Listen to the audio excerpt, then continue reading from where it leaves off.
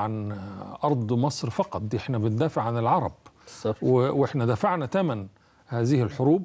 ما يجيش الوقت اللي يقف بعض الشباب ويوجهوا لها أبشع الألفاظ وأسوأ التعبيرات والشتائم في مشاهد بتصور ويتم توزيعها عبر الفيسبوك والتويتر. ما ده من المخطط. ما ده من المخطط. وبعدين وائل قال نقطة مهمة، احنا عايزين نوقع الجيش في أخطاء، وده ذكرتني بالبنت اللي تم سحلها، ودي متفق عليها على فكرة. وواضح انه متفق عليها والسيناريو معمول على فكرة. ايوه، ووقائع أخرى كتير حصلت وتم تصويرها من أكتر من زاوية وانتشرت لإهانة العسكرية المصرية ولتصوير انه الجيش المصري هو الطاغي وهو المستبد وهو اللي بيلجأ للقوة، ونشر الكلام ده في العالم.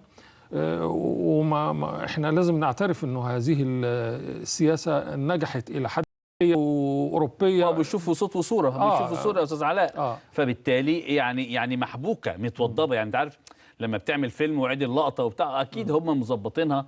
وأنا عندي معلومة إن هذه البنت يعني لها بلاوي برضو يعني، لكن طبعًا مش عايزين نتكلم فيها. أنا جاي من دبي من 3 أيام، أنا قعدت هناك حوالي شهر، وعرفت من مسؤول كبير إنه وائل غنيم تم إقصاؤه أو إقالته من جوجل. هو كان المدير الإقليمي لجوجل